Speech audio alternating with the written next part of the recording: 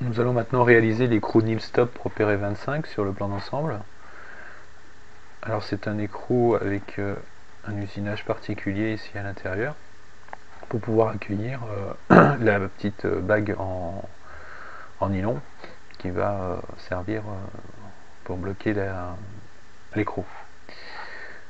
Donc nous allons ouvrir une nouvelle pièce. On va esquisser sur la vue de face.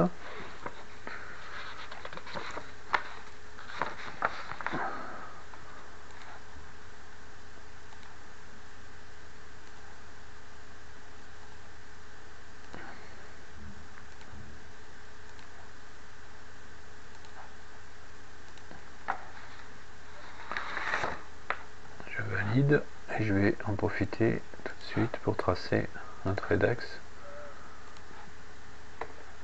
pour la révolution de tout à l'heure. Donc là on va coter. Donc on a ici ce diamètre. Donc si on passe de l'autre côté du trait d'axe, on cote le diamètre et là nous cotons le rayon. Donc on va coter le diamètre. Donc ici on a 9.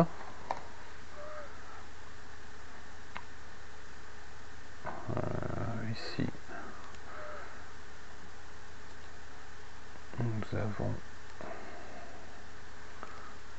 13.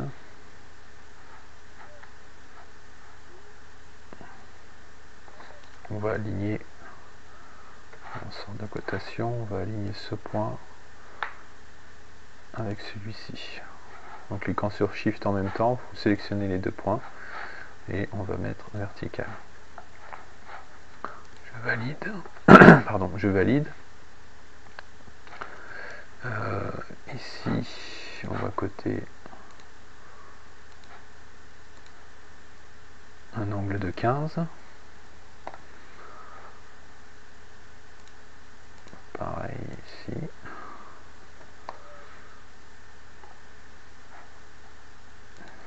Le diamètre. Ici, nous avons 14,95.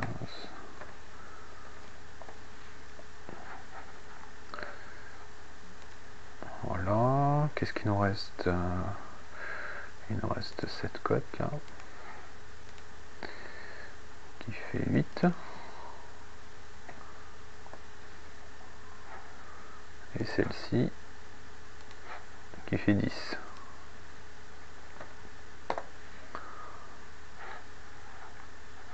Alors notre esquisse est noire, nous pouvons donc passer en mode fonction et nous allons sélectionner ici la révolution.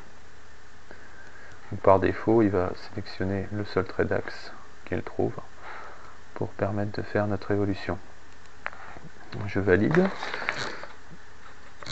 Nous allons maintenant faire le congé. Donc on sélectionne ici cette arête et nous allons prendre un rayon de 2. Voilà.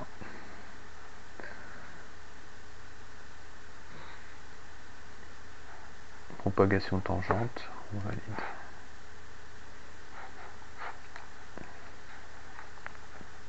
Voilà pour le contour extérieur. Nous allons maintenant passer à la phase hexagone où nous allons tailler notre disque en hexagone. Donc nous allons commencer par tracer un trait. Ici on va se mettre normal A. Et nous allons tracer ici en mode esquisse un trait horizontal. On se met sur le bord. Alors, je suis sur quel côté?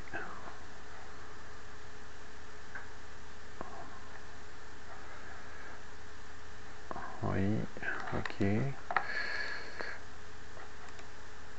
Donc je sélectionne. On va se mettre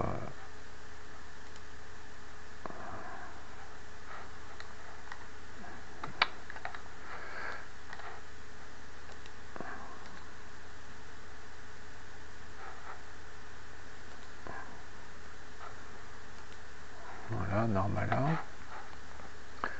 Je vais esquisser.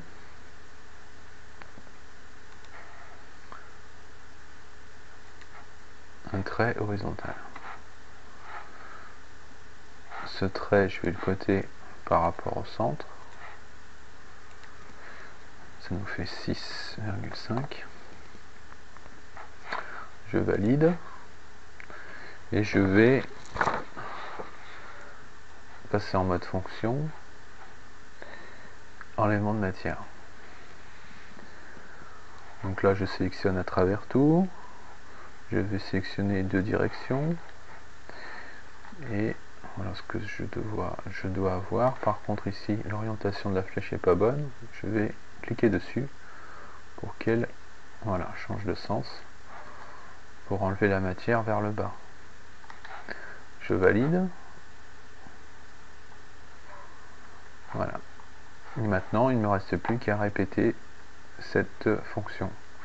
Donc je vais sélectionner ici répétition, la petite flèche du bas, et je vais mettre répétition circulaire. Donc il me faut un hexagone, donc 6 côtés. Je clique espacement constant, 360 degrés. Erreur.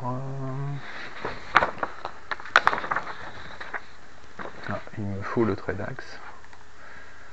On va faire apparaître ici le trait d'axe. On va sélectionner ce trait d'axe. Voilà. Donc j'ai bien mon hexagone. Et je peux valider. Je vais maintenant me mettre en mode sur le plan de face. Normal là, et je vais travailler sur le plan de face pour esquisser l'intérieur de l'écrou. Donc je reste sur esquisse, je vais ici partir de l'origine et faire ici le tracé de l'esquisse intérieure.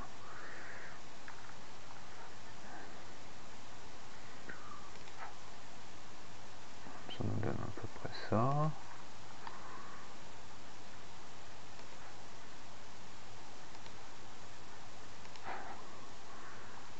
Je reviens au milieu. Voilà. Je valide et je vais coter. Donc ici, nous avons 3,2. Donc de là à là, nous avons 8,5 divisé par 2.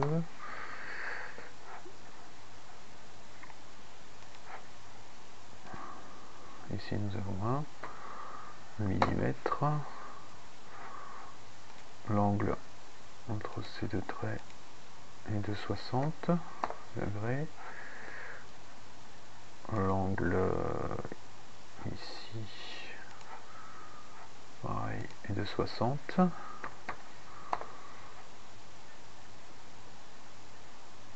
Ok, qu'est-ce qu'il nous reste